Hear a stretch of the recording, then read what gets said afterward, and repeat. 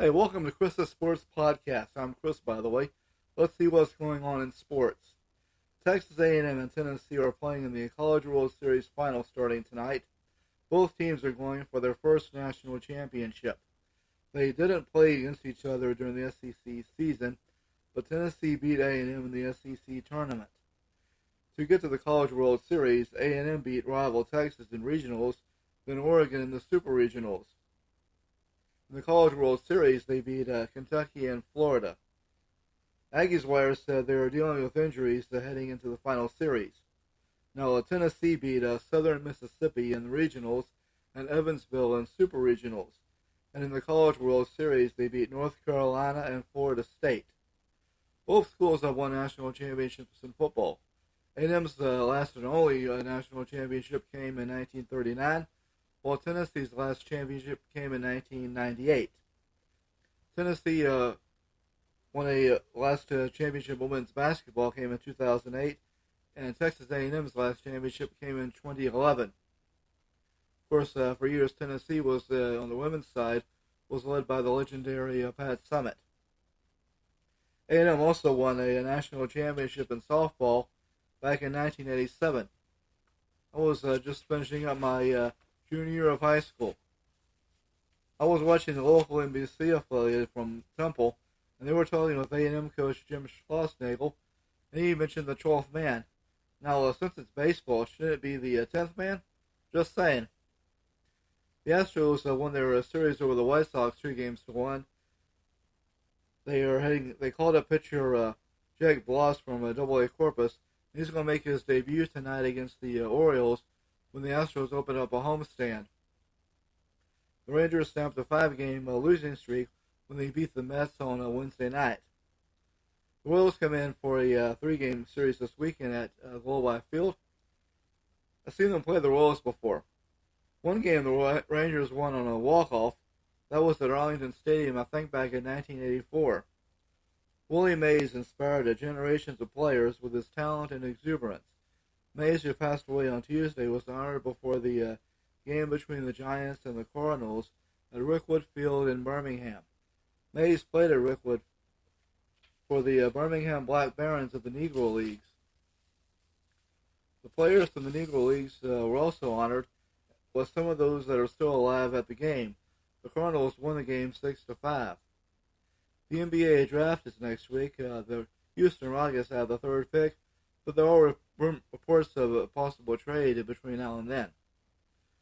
They did turn down a trade for Pelicans forward Brandon Ingram.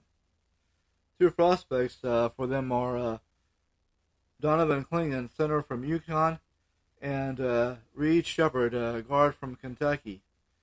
Clingan averaged 13.0 points per game and 7.4 rebounds per game as a part of UConn's national championship team, while Shepard averaged 12.5 points and 4-point rebounds for Kentucky.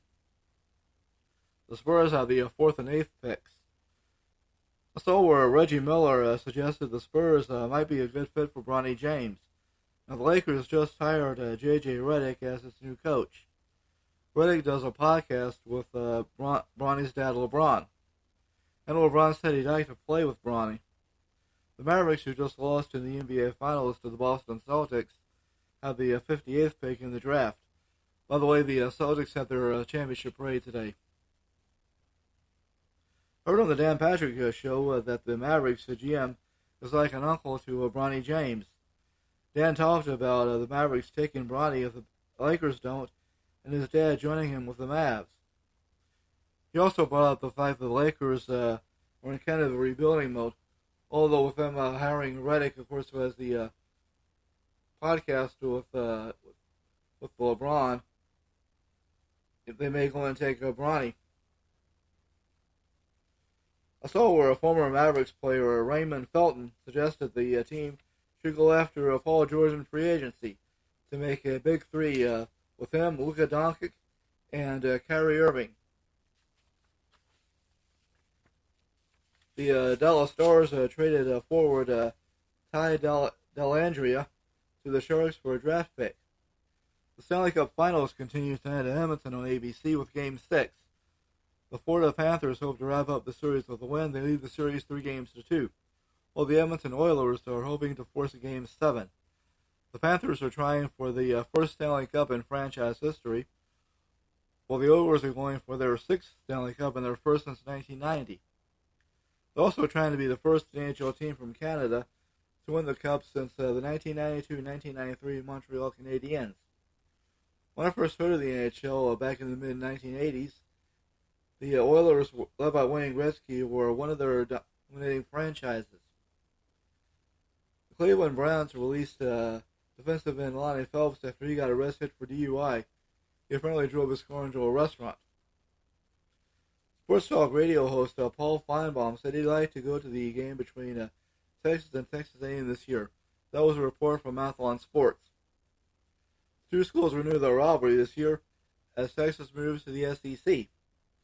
I used to have Sirius XM, and I used to listen to Paul Feinbaum's show on College Sports Radio. The show was simulcast on the ESPN SEC network. U of H announced that athletic director Chris Pesman won't be back.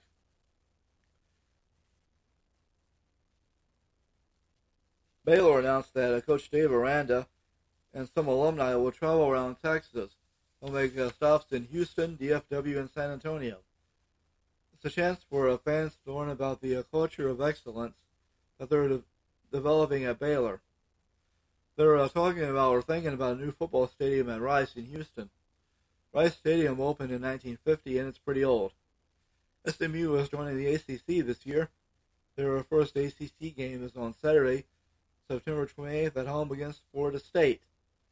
Former Patriots wide receiver and former Texas Tech great Wes Walker is going into Texas Tech's Ring of Honor. He'll be joined by former Red Raider linebacker Thomas Howard, who played for the Raiders, Bengals, and Falcons, and by tight end Andre Tillman, who played for the Dolphins in the 1970s. Stephen F. Austin is going back to the Southland Conference this year. They played their last two seasons in the WAC and are the defending WAC champions. Wide receiver Kobe Cabell transferred from Louisiana Monroe to Prairie View. I'll have more after this.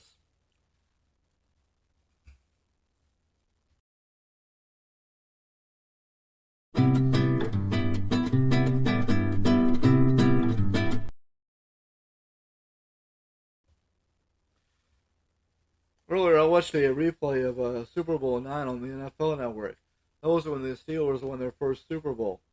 Kurt Gowdy and Don Meredith called the game on NBC, and they played at Tulane Stadium in New Orleans. That's it for this week. I'll be back Monday with a recap of the weekend in sports. I'm Chris Carlisle. I host, write, and produce this podcast. It's on Spreaker and YouTube. Talk to you next time.